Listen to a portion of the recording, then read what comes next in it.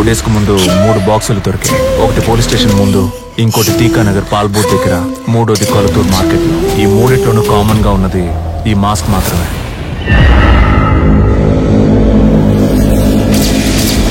గుర్తుపట్టగలిగారు sir? Sir, ఇది అయ్యేటట్టు నాకు అనిపించట్లేదు. శివాని వెంటనే రమ్మని చెప్పలేదు. ఎవరు సార్ అతను? ఈయన పేరే శివ. ఎంత దారుణమైన ముఖాన్ని కూడా అలా అక్యూట్ గా గీసే ఫేషియల్ రీకన్స్ట్రక్షన్ ఆర్టిస్ట్.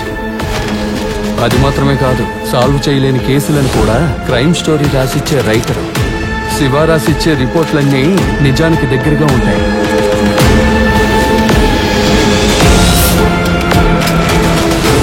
డాగ్ ద్వారా కూడా లీడ్ దొరకకూడదని బాడీ మొత్తం పర్ఫ్యూమ్ చల్లేస్తున్నారు.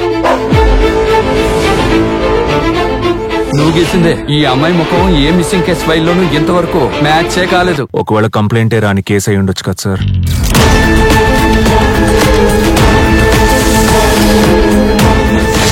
8 బాడీలు నీళ్లలోనే దొరికాయి.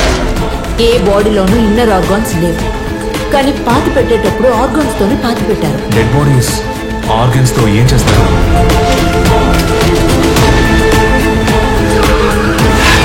క్రైమ్ సీన్ రాసి ఇవ్వడంతో ఆపేయండికో. చేతులు సెపరేట్ గా, కాళ్ళు సెపరేట్ గా దొరికాయి. మనకి ఇది అవసరం మాకో. రాజేంద్రన్ సార్ నన్ను హెల్ప్ అడగకపోయినా ఈ కేసులో నేను ఉండేవాడిని.